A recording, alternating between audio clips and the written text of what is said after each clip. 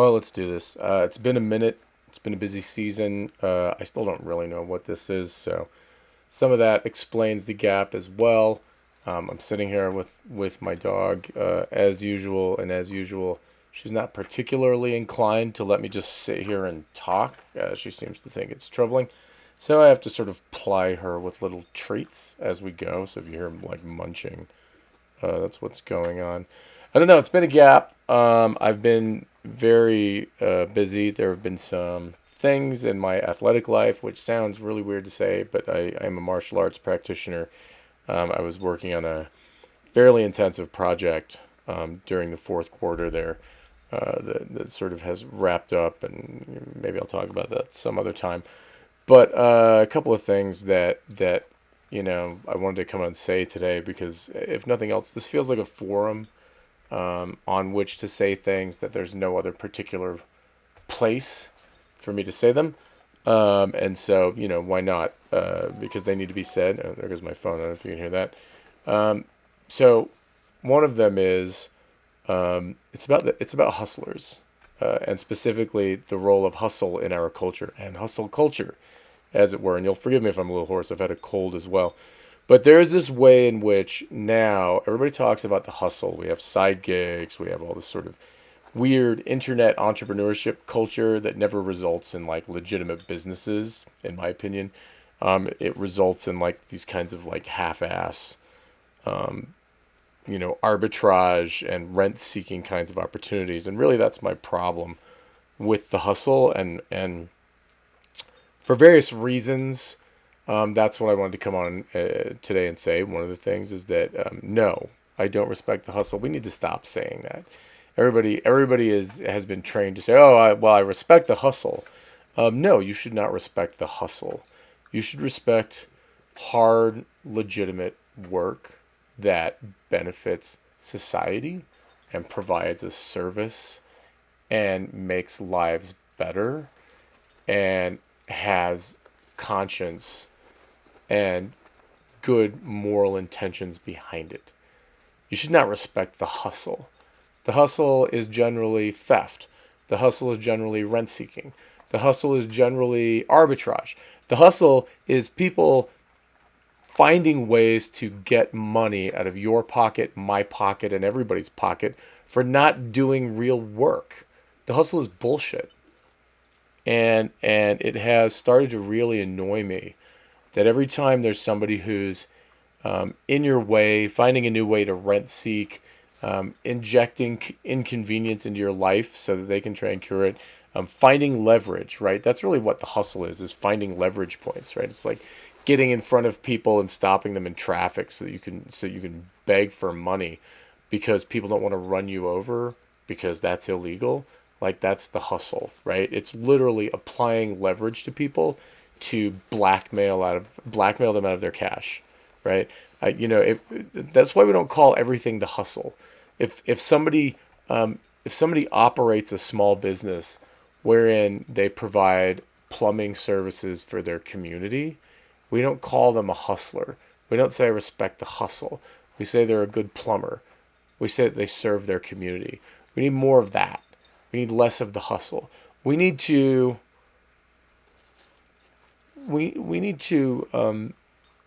disrespect the hustlers, right? We need to, what's the word I'm looking for? Um, we need to shun them a little bit. We need to say no. I don't respect the hustle. Go get a real job. Find something that's needed and do it, right? Don't find ways to extract. We have this extraction culture from bottom to top, right? We have our plumbers and our teachers and other folks, our firefighters serving communities, and then our biggest businesses, as well as our smallest, all the way down to the individual level, are the hustles, right? Amazon is a hustle. When Cory Doctorow talks about enshittification, what he's talking about is the hustle, right? This is the hustle that everybody respects. Finding ways to get more money out of you for less value. More money out of everybody for less value, right? Finding ways to be clever, to be irritating, to be obstructive, finding loopholes, being relentless, but not relentless in doing a good job. I mean, that's the thing. The hustle is never you're relentless in trying to do a good job. The hustle is you're relentless in trying to find new opportunities where you don't have to deliver very much and you can move on to the next deal, right? And the reason I say you don't have to deliver very much is because it takes time. It takes time to deliver something and to deliver it well. So if somebody's doing a good job, if they're finding a new opportunity and then doing a good job, and it takes them time, and they only take as many jobs as they can do well, we don't call that the hustle, right? The hustle is inevitably that person who is surprising in their motivation to close, in their motivation to find new transactions, to find new ways to transact, right? The hustle is beginnings over and over and over again, not endings, not wrapping things up, not doing things well, not carrying things through to completion. The hustle is relentless initiation without regard for the results, right? I am tired of the hustle. I'm tired of the influencers. I'm tired of the rent seekers. I'm tired of the arbitrage people. I'm tired of um, finding something that I want that's out of stock on one major retailer website and going to another to see that it's in stock, ordering it, and then finding out that people are just drop shipping and they're all out of stock or in stock together because the sellers are hustling. They're the hustle, right? The hustle makes the hustle is, it quite literally is the enshittification of things that Cory Doctorow talks about. That is the hustle. The hustle is enshittification. It's I will enshittify your life to line my pockets. And I don't understand why people say they respect that. I really don't get it. This has become like it's almost like idiomatic, right? Well, I respect the hustle. No, why do you respect the people that are trying to rob you? That's what they're trying to do, right? And if everybody hustles, what kind of a society do we live in? It's intolerable, right? Everybody has their hands in everybody else's pockets all the time. Nobody's doing a good job. Nobody's trying to do a good job. The society of the hustle is a whole bunch of grabbers grabbing at each other. I mean, I don't want to live there, and I'm tired of feeling like I live there. So you won't hear me saying I respect the hustle. And as I run into people who are hustling, increasingly, I am doing what I can to make their job, so much as it is a job and it's not, to make their scam harder to execute because I don't respect the hustle because I think the hustle enshittifies everything, including my life. On a related note, and the other thing that I came here to talk about today, I am for those of you who know me, which is not too many, right? This and plus I haven't actually told anybody I know that I'm recording these things. I'm just recording them to see what happens. I suspect eventually people that I know will find these recordings just by accident because in the past I've had things like blog. I mean, I still have a blog, and everybody that I know eventually sort of finds these things and says, "Oh, this is you. It's online in a new form in a new channel," and they say, "Yeah, yeah." But for those of you that know me, it goes without saying, I am an alumnus of the University of Utah in my undergraduate days, and I grew up a fan of college football. Now, my parents had other universities that they attended. I became a fan of Utah football after I graduated from the University of Utah. But I grew up going to college football games with my parents. And I grew up thinking that college football in the United States of America was the greatest sport on earth. And why did I love it? Why did I continue to love it well into my adulthood? Because it was our boys, our hometown boys, against some other hometowns boys. And there were elements of geographic competition there, right? City versus country, rival town versus rival town. There were elements of just community competition there, but it was collegial. There was also cultural exchange. There was also just pride in your own kids, your own boys, because a lot of them were local, especially state U's. there was a way in which college football was apple pie. It was grandma apple pie. It was the flag. It was warm clothes on a fall day. It was sitting by the fire in the middle of winter and being an American with all the other Americans and enjoying a particular way of experiencing on a shared basis our culture. Well, today happens to be the day, and I'm not going to belabor all the stuff that's gone on um, in in in football this year or the last few years with NIL and the increasing sort of coaching carousel and signing days and the silliness of the NCAA in relation to all of this. But what I will say is that my school has found a way to and shouldify itself. We've struck a deal with private equity, which I don't like. We burned up several of the last few years as a result, effectively, of NIL, so that we had an injured quarterback who should not have been on the roster any longer. But we sacrificed multiple years, keeping him sort of on the injured list. He's going to come back next week, because there's significant NIL money involved, right? And this taints everything, right? And changes the ways in which, changes the responsibilities that players have and the ways that they manage their own health and their own careers. It changes the decisions that coaches make when there are millions of dollars on the line with respect to who plays and who doesn't play. And it just shouldn't be there, right? And then it changes the sport so that now nobody is yours, right? Players, they're all mercenaries. It's just the pros all over again. And now, as of today, we've got our coach of 20 years who was effectively pushed out for a variety of reasons, and himself, he's not blameless in this either.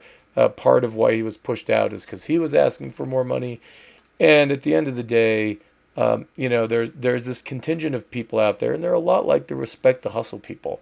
They're like, well, I respect the university. They're going to go try and get their bag with private equity. I respect Kyle Whittingham. He's going to go try and get his bag with Michigan. He's not ready to hang it up, right? He wants to go win at a higher level. I respect the players and the coaches who follow him. I respect, when a year ago, we did this to New Mexico. We raided their cabinets and took their coaches and players. And people said, well, I respect the coaches and players for taking more money, right? They're chasing their bag. No, I don't respect any of that. It's all the same as the hustle, right? It's enough. If you make $1 million a year, it's enough. And all these coaches in D1 football make $1 million a year. But to then say, well, I need 5, I need 10, to have players doing the same thing, to say that, well, we're going to screw the education, right? We're just going to pay players and we're going to respect they're not going to get an education anymore. This really has no relation to college anymore. None of them are from here. None of them have played here more than 6 months. But they're here for a moment because we scraped together the change out of the community, money that could have gone to a million other things. We scraped together the change out of the community to bring them here and pay them ridiculous salaries for 19-year-old kids, right? More than an average blue-collar construction worker might make in their entire career. But we're going to pay some kid this for a year or two to just turn up for 5 minutes. Doesn't know your state from a hole in the ground or your city from a hole in the ground. Doesn't know your coach. Doesn't know the other players. Turns up, takes millions, then disappears again in 5 minutes when some other school scrapes together more millions. This sport it's dead. And today I really feel that, right? With our longtime coach of 20 years or 21 years being announced now as the coach of Michigan, the way that he left, the way that both, and I say that implicitly referring both to his culpability and decisions in this and his motivations, and to the school, and to the AD, and to the conferences, and to the sport as a whole, and to the fans, who many of whom apparently like this. I don't watch pro sports because I don't give a shit. I don't care. about pro sports at all. These are people doing a job. Uh, pro sports is you're sitting down and watching people at work. I can't imagine anything more boring. What are they playing for? Dollars. They're doing the same thing that you do all day, 9 to 5, right? And and that's boring. It's boring watching people go to work. I can't do it. I've never done it. I don't watch the NBA. I don't watch the NFL. I don't care. I don't care. This means nothing to me, right? This money stuff, just like the hustle, it's just people chasing the dollar, right? And they don't even need dollars. There's no climax to the story. There's no tension. There's no there's no wondering what's going to happen. What's going to happen? What already happened is they're rich. What's going to happen is they're going to stay rich until they blow all the money on drugs and sneakers or whatever, and Lambos, whatever the players do. Right? It's always silly, and what they do, it just doesn't matter. Right? The problem with the pros is none of it matters. Nobody cares. We're just lining the pockets of rich people, and they're not even stable rich people. They're just hopping from place to place to place to place. I don't understand how people develop allegiances to pro teams. They're just companies. Being like a Seahawks fan is like being an IBM fan, or being a Kraft fan. And I know that people do that too. I don't get that. I don't think I ever will get it. Right? The people who are like, oh, Heinz, I love Heinz ketchup. I'm a Heinz girl. Like, what is that? I don't know, but it's not me, right? And that's why I don't watch pro sports, because I don't care to watch people at work. And college ball has been trending in that way for a while. And the ironic thing is, I just feel with the last couple of years that we've crossed the Rubicon. Not only has it become NFL light, it's become NFL heavy. It's more NFL than the NFL. There's less stability. There's more money chasing. There's more naked cash grabbing, power grabbing. There's less ethics. I don't think this is. I don't think this is good for anyone. I don't think it's good for the schools. It's I used to debate a little bit. I used to push back a little bit when people would say college ball is disgusting because we have all these kids taking out big, huge student loans and trying really hard to get grades. And then we have these ball players who are getting scholarships and getting set up for, in better ways, but for less academic achievement. And, 10 or 15 years ago, that was the thing, right? And I was like I've mentioned in other videos, I was an academic. I heard this a lot in the faculty lounges, right? There is a certain hate that the faculty have had for a good long time for college sports. And as somebody who grew up going to college ball games, I used to push back and say, there are values, there's a value to this, that you're missing, which is a value to a community, and a value to the broader American culture, and the cultural tapestry of American life. That's gone. And now with the changes the last few years, including NIL, including the gutting of the NCAA, including just the change in the mentality of the players and coaches, none of whom seem to have a problem with this, right? You might hear a coach every now and then say they don't like it, but even though, and Kyle Whittingham has said the same thing, right? Dabo Sweeney has said, a couple guys have said it, but you don't hear them really repeat. They don't hang their hat on it. It doesn't come up ever again. They say it once in response to an interview, and it makes me think a lot less of these coaches, right? These are supposed to be leaders, but that's not what's happening, right? They're not leading. They're not saying this sucks and we have to stop it. Every single one of them, 201. Ultimately, they might protest a little too verbally in response to an interview question, but then they go and they take their money and they do their thing, and basically everything's a cesspool. It's the same cesspool that Washington is. It's the same cesspool that the gig economy is. As a society, we are a bunch of hustlers in the Larry Flint sense of the word, right? We are exploiting each other, trying to do as little as possible while extracting as much as possible for purely selfish reasons.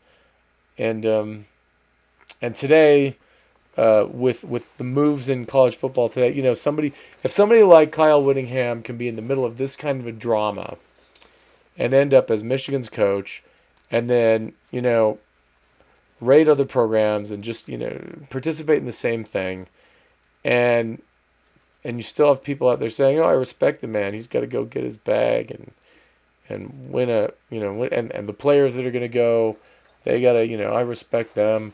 No, I don't respect any of these people. I don't respect the hustle. I don't respect the people in the gig economy. I don't respect the ball coaches. I don't respect Jeff Bezos. I don't respect Elon Musk. I don't respect Donald Trump. I don't respect any of these people. I don't respect hustlers. America used to be better than this, and now it's sad that we're not. I think that would be the downfall of the U.S. I think that's why increasingly we are losing in multiple ways to other countries, and people don't believe that.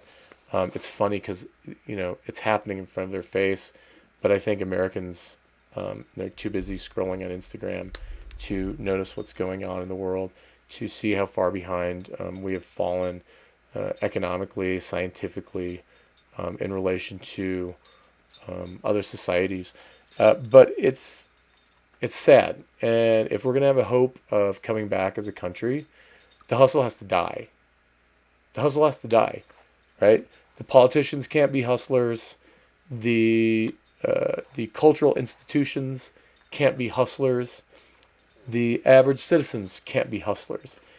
We have to get back to like a Wilford Brimley 1965, like pre-68, at the very least, pre-rock and roll, do the right thing. I'm going to do a good job and a fair job for a fair price to the best of my ability and be honest and show restraint.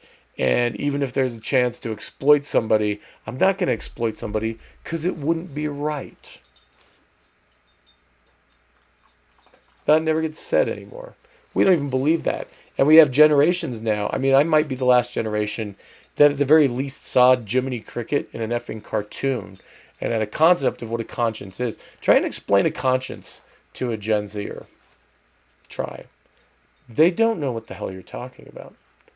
They have no concept. We have to find a way to form consciences again and to believe that it's important to have one and then to listen to them. If this society is to be saved, forget about football, forget about individual companies or the economy. There's a lot of talk about civilizational collapse. People blame the right, they blame the left. Ultimately, we're a democracy. It's the public's fault. All of this is the public's fault. Yes, you can blame Hollywood. You can blame, politicians. You can blame big business, whatever. We all participate in that. We are the market. And, there are a million places that this is like a vlog, I guess. There are a million places this can go. But I think one of them that keeps coming to mind, I don't exactly know how to do this yet, is that we need more discourse on how to restore what's been lost. And what's been lost is not riches. For God's sake. This is all anyone can see when they talk about the U.S. Or college football or business, right? There are two camps. They're either what we've lost is riches, and here's we need to find ways to hustle and get it back, or we haven't lost anything. 'Twas always thus. No, what we've lost is goodness. We used to be good. I think Gen X might be the last generation, having grown up during the Cold War and had some contact with the World War II generation, to understand good as a larger concept, not as a cost-benefit calculation, but as a philosophical, ethical, or moral, cosmological perspective or understanding, right? And that's what we're missing. That's what we have to get back. It's not riches. It's not power. Make America Great Again fails because it doesn't understand what made America great in the first place. And that's the same reason, I say this as a two-time Obama voter, it's the same reason Obama's presidency failed. Because neither side understands what made America great. Nobody in business understands what makes a product great. People in sports don't understand what makes a team great. They're going to freak out over the next 15 years as the market for sports continues to shrink. And they're going to try and understand why. And a lot of ink is going to be spilled, and already is being spilled at some levels, like the high school level, about what's happening to sports. But they don't understand why it was ever valuable in the first place. I don't know how we get back to that. I don't know whether it's like we have to find a way to get everybody back to church, whether it's we got to read the classics. I don't know whether, maybe like, do we need like famine and flood and pestilence to make life tougher on people and return them to some conception of what really matters? I don't know. But it's a discussion that I think that's the most important discussion, because we're in that part of the cyclical life of civilizations. A lot of other people online have said this, right? And I think I understand what they're saying when they say we're decadent. I think I'm getting at the same thing. I think what that means is we are both too comfortable and also completely uncomfortable in our lack of understanding of what matters, what's important, why we're here at all, why we shouldn't all just go and off ourselves in the morning because there's no point to life, right? That's kind of the society that we live in. There's a weird way in which decadence, nihilism, and the hustle are all the same thing. They're different sides of a six-sided die, and there are a few other faces, but maybe we'll leave that for some other video. Anyway, that's all I wanted to say today. The hustle sucks. Cut it out. Stop hustling. I don't respect the hustle. Neither should you. The hustlers are picking your pocket. Don't give them your respect. Don't give them your money. Close your window. Roll your window up on their hands. Don't tell them you respect the hustle. And B, taps and a moment of silence for the death of a great cultural institution, one of the greatest in the history of the world, I'm going to say. I would put it at that level, right? To the extent that it was here for 100 years. College football was a unique and beautiful thing, right up there with with some of the greats of antiquity, and some of the greats of later periods. It is a great cultural institution that has now passed, probably at least in large part, if not entirely, due to the hustle. So that's that. Merry day after Christmas, and we'll do this again sometime.